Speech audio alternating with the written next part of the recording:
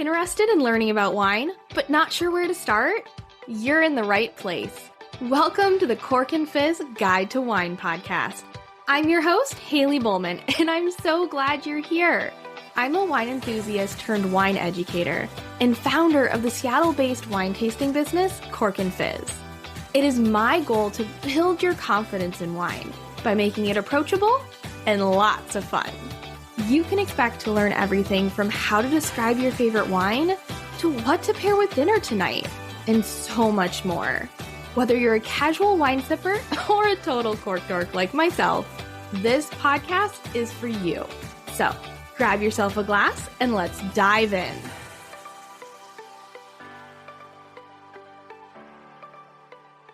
I am super excited for today's episode. The topic of the episode actually comes from one of my followers when I put out a request for some ideas.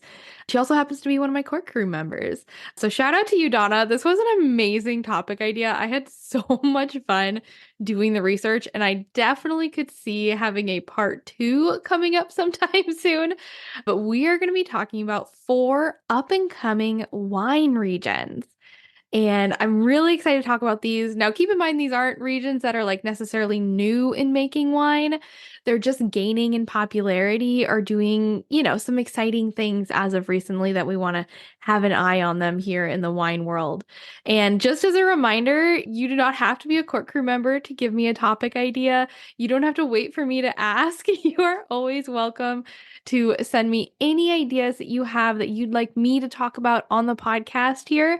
Just send me a message on Instagram at Cork and Fizz, or send me an email, haley@corkandfizz.com.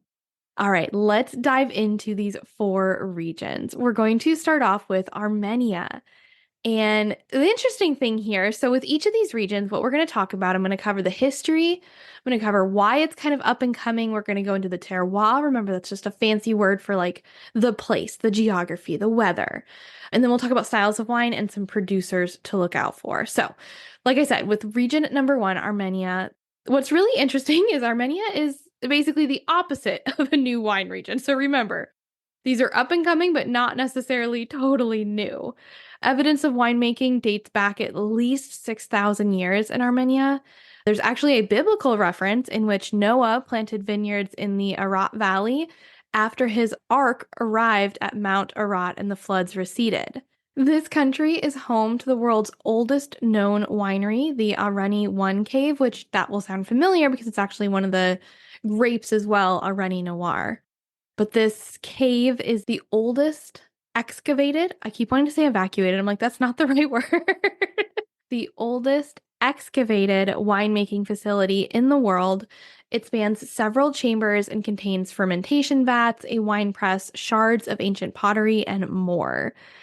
The thing is, this area of the world, Armenia, is actually part of what's kind of considered the ancient world. So if you've ever heard old world versus new world, that actually doesn't encompass what this region, where this region is. It's actually in like what many call the ancient world, as in it came before the old world of Western Europe. Now you're like, okay, but like, so why is it up and coming? Why don't we all drink Armenian wines all the time? Well, unfortunately, their wine industry crumbled under Soviet rule. This has been since the 1920s and then up until 1994 when Armenia gained its independence. The thing is, when Soviet rule took over, Georgia was designated the winemaking hub. We don't drink Georgian wines very much either. That's because it was mainly they were told to make wine in bulk. So they didn't have a lot of independent wine producers. But Armenia was basically designated as a place that would make brandy. So they didn't have much winemaking at all until just recently. But luckily, things are changing. So why this place is pretty cool, I mean, you get to watch this whole wine renaissance that's happening in the rebuilding of the wine industry basically in real time. It only really started about 15 years ago. The wines coming out of Armenia are this perfect combination of familiarity and uniqueness that is intriguing to consumers looking for something new, but you don't want something too new. So this is the place to go. They also make a lot of great orange wine. It is a specialty here and it's personal. It's actually the process of making orange wine revives an ancient tradition here in Armenia where everyone basically made their own wine. Every household made their own wine. They would simply put crushed grapes with their skins and everything into a large amphora made of terracotta and then sealed those with beeswax and burying them into the ground to age. And this is actually a process that many wineries now in Armenia are bringing back and using to make their orange wine. So, orange wine, if you ever thought it was a new thing that just randomly came up, it's actually a very, very ancient way of making white wine. If you want to learn more, I believe I have an episode earlier in the podcast all about orange wine. I don't have the number, but just go back and search for orange wine and you'll find it. Now, in terms of the terroir, again, we're kind of talking about the land, the geography, the climate here. This is a mountainous country and they have high elevation vineyards. So anywhere between 2,000 to 4,500 feet above sea level. This means they receive direct and concentrated sunlight. They experience dramatic diurnal shifts. So again, diurnal shift is where the temperature in the daytime is significantly different than the temperature at the nighttime. Usually the temperature drops a lot.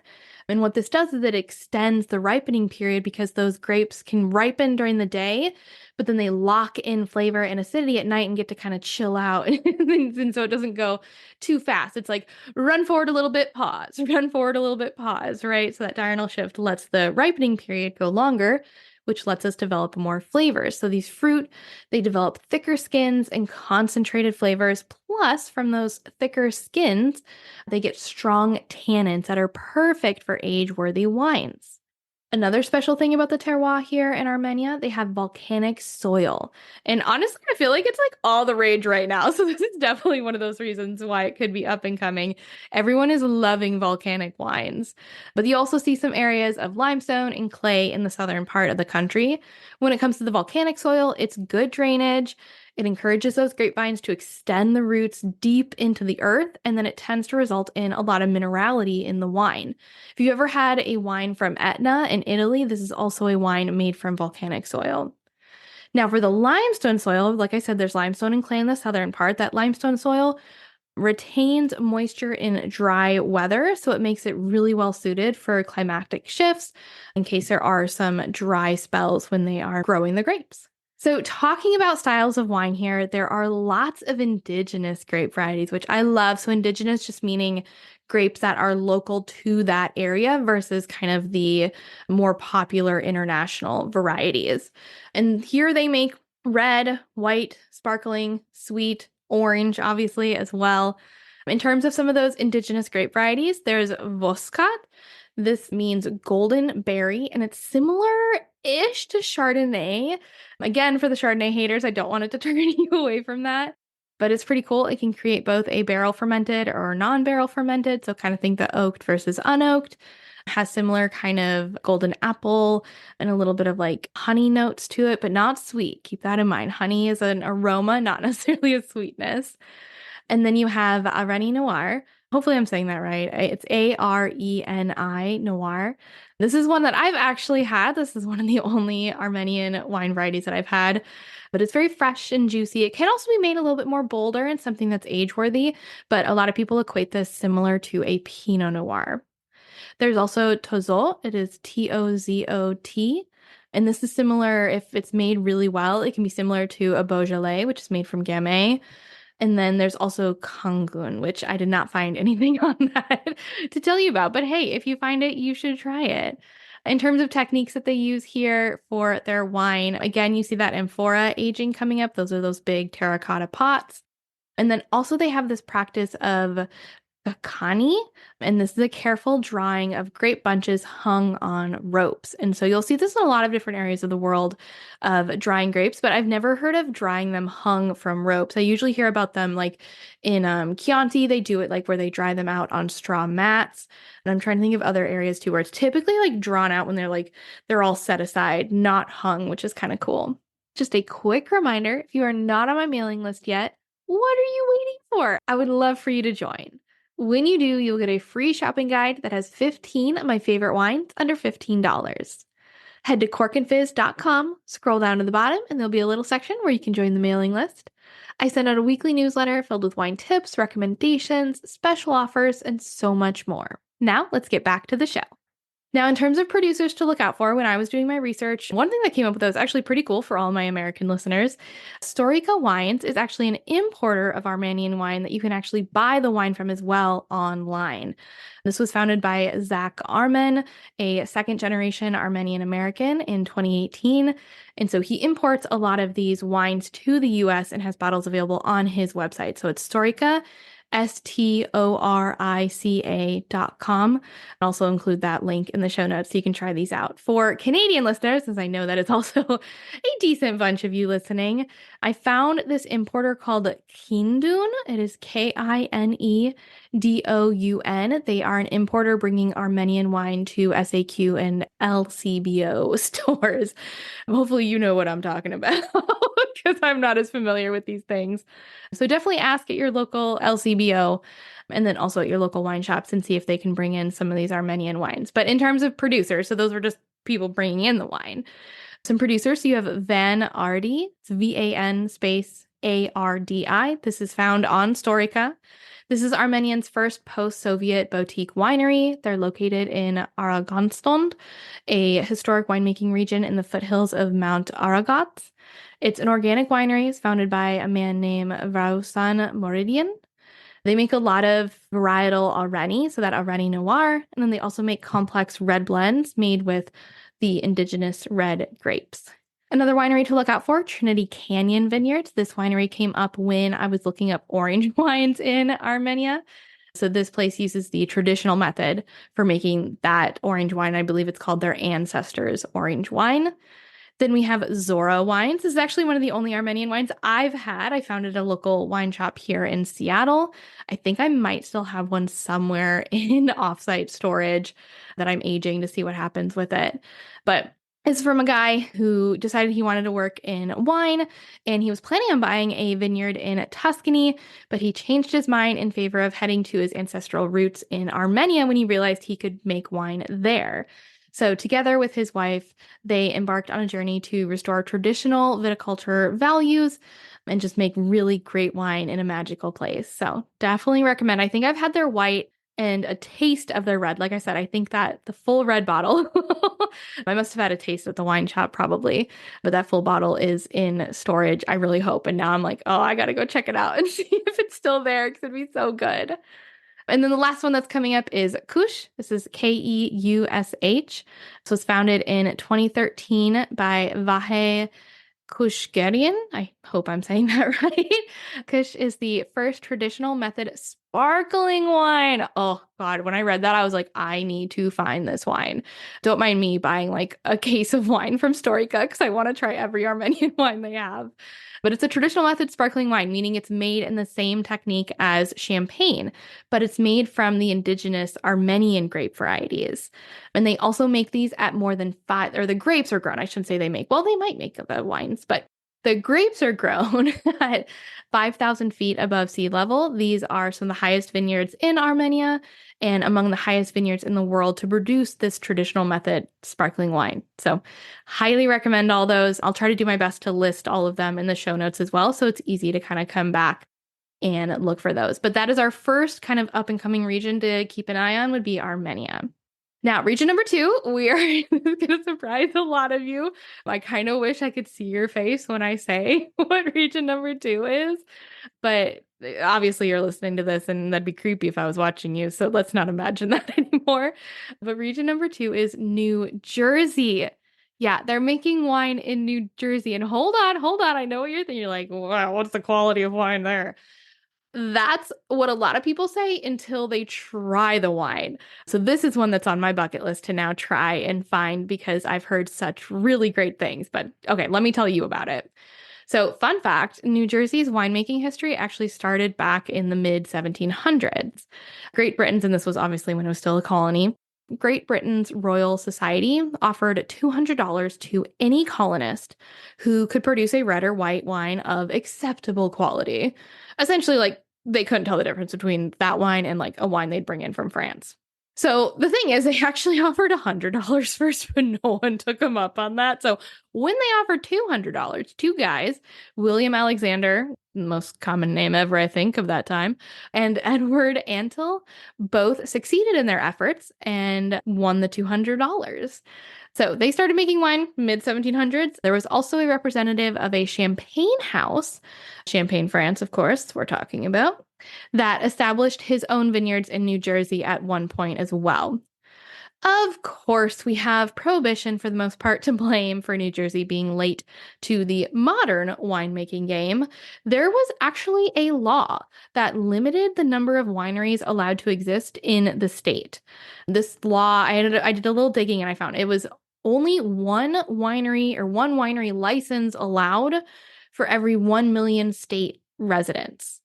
Like, what? And so, anyway, this law, luckily, was abolished in the 1980s, at which point there were only 7 wineries in New Jersey. That's probably all they were allowed. I don't know. What is the population of New Jersey? But now there are over 40 wineries, and nearly half of them have emerged in the last 10 years. So, again, super up and coming. Now, in terms of why it's kind of making a name for itself and people are looking at it, there was actually this event that happened back in 2012. So it has been over 10 years, but still, it takes time. But it was called the Judgment of Princeton. If y'all are familiar with the world of wine, a while back, there was this Judgment of Paris event, which is what put California on the map. A winemaker, was it a winemaker? No, it was a wine seller or importer who wanted to sell more California wine. And so he put together a challenge or a competition where they would put California wine up against French wine because like French wine was determined to be the absolute best, right? And it's like, well, let's do a blind competition of these two wines. And like he'd planned on like the California just being like good, like people just being surprised by how good it was. But turns out like one of the California wines, or I think both red and white, won the California over France. So basically it was this big whole uproar, but it put California on the map because it was like they can make wine as good as France. So New Jersey's like, heck, we can do that. So they put together what they called the Judgment of Princeton in 2012. And they did 10 New Jersey wines, so 5 red and 5 white, up against 5, I believe, red Bordeaux and 5 white Burgundies. And turns out several of the wines, the New Jersey wines, outperformed their French rivals. And so the French wine took the top prize in the white wine category. So the white Burgundy took the first place. But all 3 runners up, 2, 3, and 4, were New Jersey Chardonnays. And so again, there were 10 total white wines that were in the competition. So those 3 wines beat out a lot of French wines. And so the big takeaway was there was really no significant difference between a New Jersey red blend and a first growth Bordeaux and a New Jersey Chardonnay and a Premier Cru Burgundy. And so basically, like, heck, I feel like that kind of proves you got to try some New Jersey wine. And they're also kind of up and coming. They really like to put out this idea of that they're equal parts classic technique, innovation, and fun. And then with this occasional kind of nod towards the state's Italian American culture. In terms of terroir, I couldn't find a whole lot. I did see that one of the wineries kind of equated the area to similar to Bordeaux. So they say that the terroir of New Jersey, it mirrors Bordeaux, France, and then you have the Delaware River, which mirrors the Bordeaux River with similar climate effects. There are also actually 4 official AVAs. That is 4 more than I would have thought existed, to be totally honest. And so remember, an AVA is basically, it stands for American Viticultural Area. It means that this region, is designated as like producing a certain style of wine that is different from other areas around it. So Napa Valley is an example of an AVA. So is Columbia Valley. Well, there are 4 of them in New Jersey. You have Cape May Peninsula, Warren Hills AVA, Central Delaware Valley AVA, and the Outer Coastal Plain AVA. So in terms of styles here, you're going to see both hybrid and international grapes. International being kind of like the typical Vitis vinifera grapes that we're used to. So you also see plantings of Italian varieties like Barbera and Nebbiolo on the rise. And then there's a huge diversity. And they really like that. They think that it's, the winemakers there in New Jersey are saying, listen, we don't want to be known for one single varietal. When you think of New York, you think of Riesling. When you think of Napa Valley, you think of Cabernet Sauvignon. They're like, nah, we can do a lot of different stuff. And so in terms of like leading varietals, for whites, you have this crazy mix mash of Albarino, Chardonnay, Gruner Veltliner, Petit Manseng, and Riesling. And then in terms of leading reds, you've got Cabernet Franc, Cabernet Sauvignon, Pinot Noir, Merlot, Petit Verdot, and Blanc Frankish, which is kind of crazy. Like, those are just such a mix of, like, when I think Cabernet Franc, Cabernet Sauvignon, Merlot, Petit Verdot, those are all kind of Bordeaux style varieties. That's where they originated. Now, Pinot Noir is Burgundy, right? It needs a cooler climate. And then Blanc Frankish is cooler even yet. It's grown primarily in Austria. And then, of course, they have these French-American hybrids that do really well. Chambourcin, Vidal Blanc, and Vignoles, among many others. In terms of one popular style, there's actually a trademarked wine called Chambrusco. This wine is actually made by Mike Beneduce, winemaker at New Jersey's Beneduce Vineyards, and he actually obtained trademark protection for this. So Chambrusco, it is a light sparkling red wine made in the style of Lambrusco, but from that hybrid grape, Chambourcin, which, how fun is that? In terms of some producers or wineries to look out for, obviously there's that Beneduce Vineyards that is located in Pittstown. It's in the central Delaware Valley AVA. Obviously, they're known for that Chambrusco. They also make Rieslings and Blaufränkisch for their more classical styles. But the winemaker, I think is super smart, is also trying to reach a, younger, still of drinking age audience, but it is making some really fun Gewürztraminer pet nats that a lot of people are really interested in. Then you have Auburn Road Winery. This is in Pillsgrove, and this is in the Outer Coastal Plain AVA. This was founded by two attorneys from Philadelphia. Also, for some reason, when I say from Philadelphia, I just want to start singing the Fresh Prince of Bel-Air theme song. Anybody else just have that like running through their head sometime? Anyway, Auburn Road Winery. They make a little bit of everything. They've got the Vitis vinifera, so the European grape varieties, the ones we're the most familiar with, along with those hybrid varietals. They also make sweet and dry wines. Their goal is basically to have a wine for everyone. So no matter who's in your party, if they want to drink wine, they will find a style that they will like at Auburn Road. And they're particularly proud of one of their dry rosés that they make from Sangiovese. And finally, we have White Horse Winery in Hamilton. Of course, there's plenty more than this. I just chose 3 so we could keep moving on. But this is in the Outer Coastal Plain AVA. The owner, Brock Vinton, worked in Beaujolais in France before opening up White Horse. They make Albarino, unoaked Chardonnay, and some Cabernet Franc wines. Their most popular wine, though, is a tart painted white estate blend that they call, made with white Cayuga, which I believe is hybrid. I think all of these are hybrid, actually. So white Cayuga, Vidal Blanc, Chaminet, and I think that's it. I have Cayuga white grapes written again, but I think those are the same thing. So Cayuga, Vidal Blanc, and Chaminet. So very interesting. I think hybrid grapes get a bad rep, but we are learning more and more about them. If you want to learn more, I want to say episode 10 is where I interview a winemaker in Wisconsin who is just like focused on these hybrid varieties and teaching people more about them. Okay, region number 3. This podcast is sponsored by Vochill.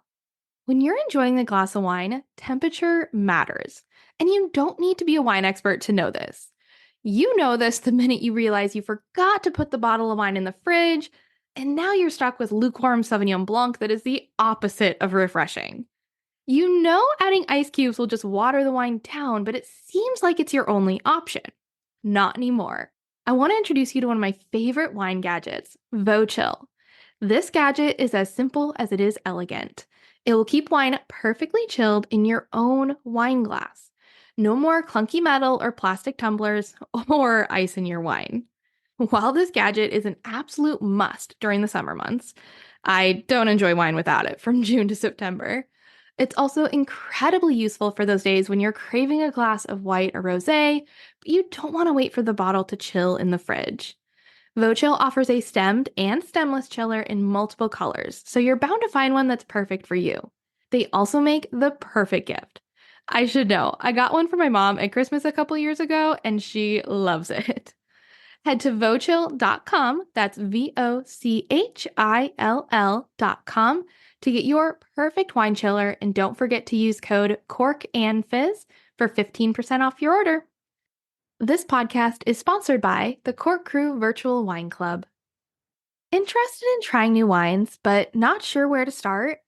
Or maybe you've been listening to this podcast for a while and you love the idea of tasting wine live with me. If that's you, come join my Cork Crew Virtual Wine Club, and you'll get to sip wine with me twice a month while I help you find new favorite wines. The Cork Crew is not your ordinary wine club.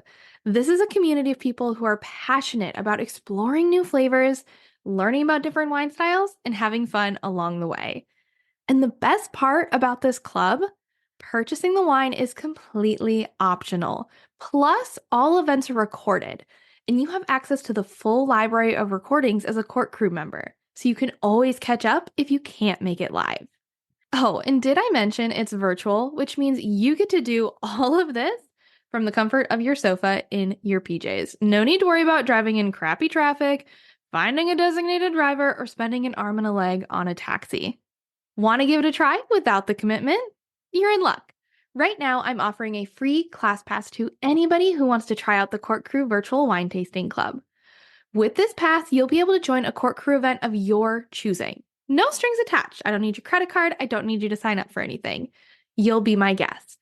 Simply head to corkandfizz.com/free class pass to get your class pass and be one step closer to becoming a member of the best wine tasting club around, the Cork Crew. I can't wait to see you there. Now let's get back to the show. So we've gone Armenia, we've gone New Jersey. Option 3 is England. So historically, England's been known more for drinking wine than producing it. They are consistently ranked in the top 10 for countries in overall consumption, but they do have a history of making wine. The first grapevine arrived on England's shores thanks to Romans, and, obviously during the Roman Empire, they planted plenty of grapevines. After the fall of the Roman Empire, they were primarily maintained by Christian monasteries. But it actually did really well during the Middle Ages, thanks to a little bit of a warmer period. But then the plague hit in 1348 and wiped out an estimated third of the population. Add to that the Protestant King Henry VIII disbanded Catholic monasteries in the mid-16th century, so there wasn't really anybody to look after all the vines. So commercial viticulture wasn't really rekindled until the mid-1950s and 60s. So why is this region coming up now? It's all about the sparkling wine. And I've been talking about this for a couple years, so I don't think this is specific to 2024, but it has been just coming up in the recent years. Here's the thing. Global warming is having a major impact on winemaking regions. And the one place that we all think of for amazing sparkling wine, Champagne, has cooler temperatures, or historically has had cooler temperatures, which is why they're able to make such great sparkling wine. That cooler temperature keeps the grapes super bright and acidic, which is what you need for a sparkling wine. And the thing is, Champagne is getting warmer, just like every wine region. So moving further away from the equator is the way to go. And England essentially has the similar chalky soils that you would find in Champagne, which a lot of people also equate to why they're able to make such great sparkling wine. So they have the chalky soils and they have the cooler climate. So total planted vineyard area in the UK has actually quadrupled since the year 2000. Now, in terms of terroir, we kind of already talked about, we've got the chalky soils in the Sussex and Kent region, so kind of southern England. Those regions mirror that of Champagne in terms of the type of soil and that cooler climate. Now, we always think of England as being quite wet, but again, those southern regions are a little warmer and a little drier than the rest of England, so that's where you'll find most of the vineyards. We have a few different regions. There's actually, from what I could tell, and correct me if I'm wrong if you're listening and you're like, nah, that ain't it. But I think there's only one region with PDO, which is Protected Designation of Origin status, and that is Sussex. And that was granted in 2022. And I think it might be one of the only ones for wine. And this is under the UK's geographical indication scheme. So very similar, I think, kind of think about like AVAs in the US. or AOCs in France. Like you can only call it Champagne if it comes from the Champagne region. They're doing the same thing here with Sussex. It can only be called Sussex if it comes from that region and if it follows these certain standards that they set. So you have Sussex, you have Kent, Surrey, and Hampshire, or other regions that are making some great wine. In terms of styles of wine, again, it's all about the sparkling. They do make some still, aka not sparkling wine, but I think it's all about the sparkling wine. And they make it primarily in that traditional method, so the same method as champagne. In terms of grapes, you're going to see the classic champagne grapes. So you're going to see Chardonnay, Pinot Noir, and Pinot Meunier. You're also going to see a few more unique varieties, and these are often used blended into the wine as well. So you might see Bacchus. This is a white German crossing of Sylvaner and Riesling, and I think also Müller-Thurgau. And this was made a little while back, obviously in Germany. And it makes aromatic wines, but they tend to be low in acidity. So again, often used to blend to give that aromatic quality. Then you have Ortega. This is an early ripening white crossing of Müller-Thurgau and Sigurebe. I think I've had one Sigurebe in my life, but I cannot remember for the life of me what it was like. But again, another variety developed in Germany. Kind of makes sense. They're kind of sharing that super cool climate. This one has peach-like aromas and is actually typically made into sweet wine. Then you have Cheval Blanc. This is one that I've seen. This is a hybrid that I've actually seen in the US plenty. And again, here it's made into late harvest or the ice wine style of dessert wine. And then finally, you have Rhein. Oh boy, this one's a long one. It's German. Reichensteiner.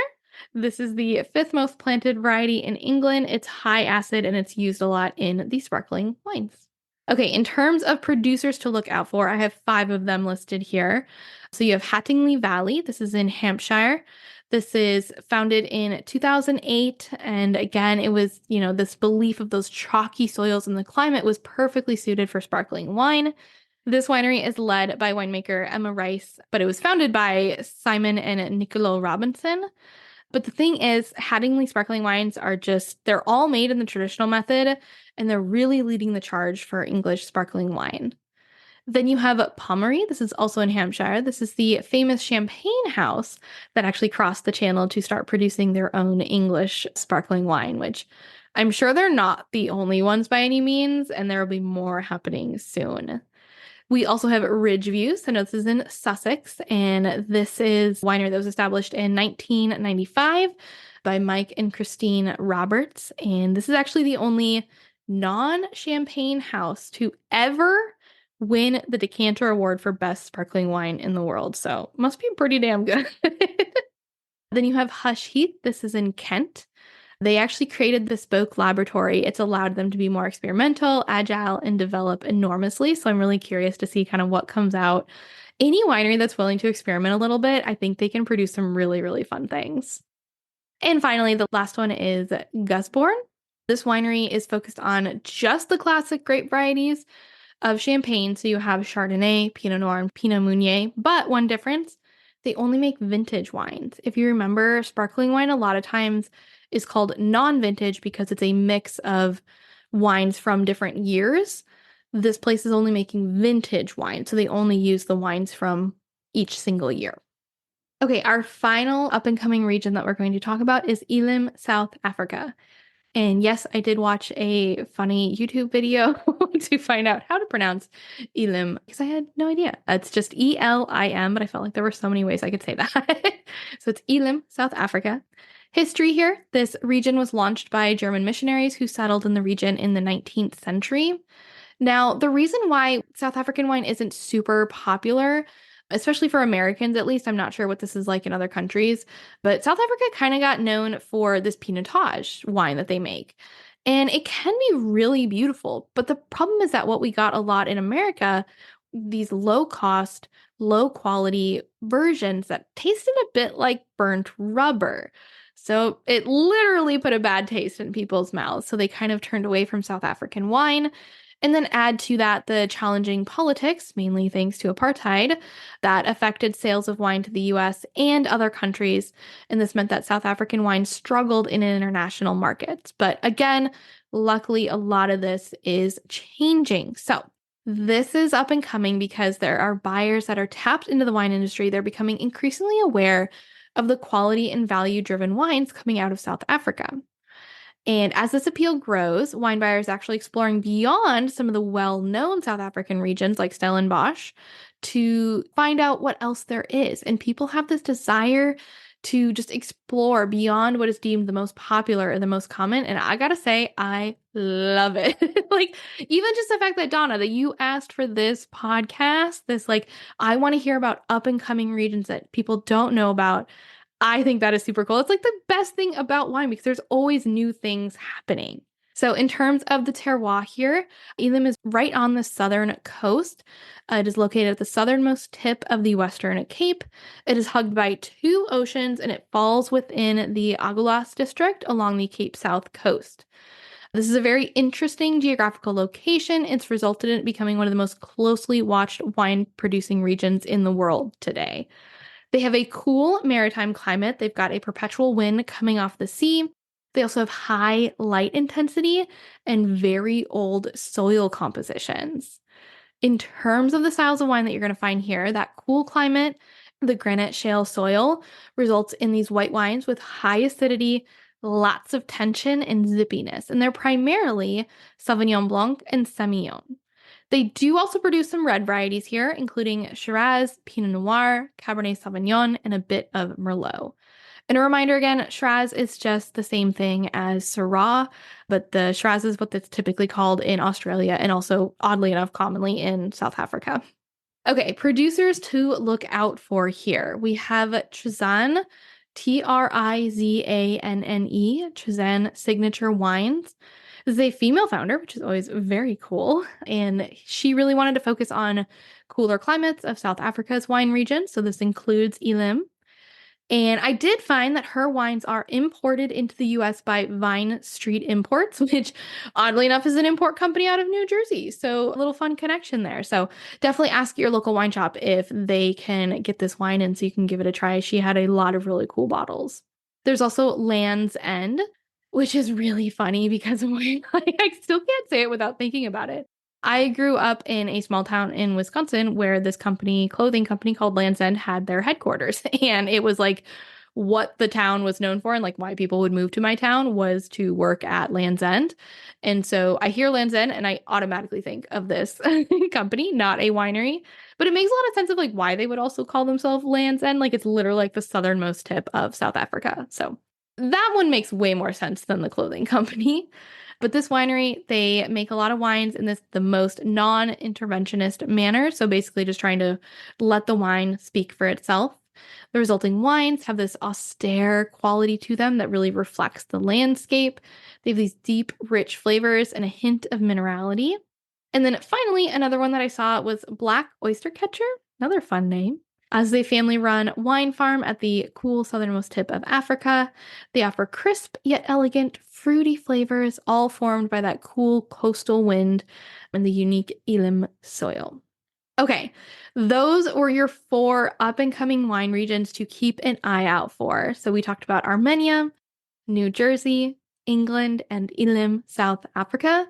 Now, as I said earlier, I was like, this could easily be a part 2 because there are so many honorable mentions that I found while I was doing my research. So just to kind of like whet your appetite a little bit and let me know if you want to learn about more of these regions.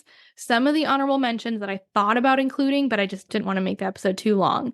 We have McLaren Vale in Australia, the countries of Georgia, Slovenia, Croatia, and Lebanon.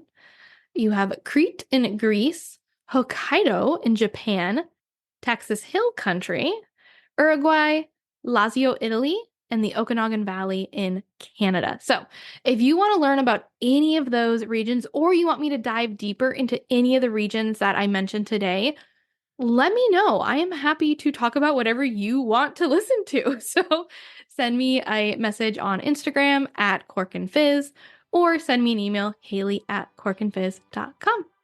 So now you have to tell me which of these up-and-coming regions are you most excited to try wine from next? I hope you enjoyed this episode of the Cork and Fizz Guide to Wine podcast. Let me know, of course, like I said, what you want to learn next. And if you loved this episode as much as I did, I would so appreciate it if you could take a quick second, rate it, and leave a review. The reviews can be made on Apple Podcasts or on this website called Podchaser. I signed up there in case you're not an Apple person. And don't forget to subscribe so you never miss an episode. I release new episodes every Wednesday. In next week's episode, I'll be answering the age-old question, does price matter? Is a $10 bottle really that different from a $50 bottle of wine? What about a $50 bottle versus a $500 bottle? And what goes into the cost of a wine anyway? We're going to answer a lot of those questions, or at least I'll try my hand at it in next week's episode. Thanks again for listening, and as a thank you, I'd like to share my free shopping guide, 15 Wines Under $15. Simply head to my website, corkandfizz.com, scroll down to the bottom, and join my mailing list. And of course, don't forget to grab your free class pass to come join my virtual tasting club, The Cork Crew. If you thought this was fun, exploring wines just by listening, imagine exploring wines where you get to taste wine with me. We explore new wines from regions all around the world every month. Cheers!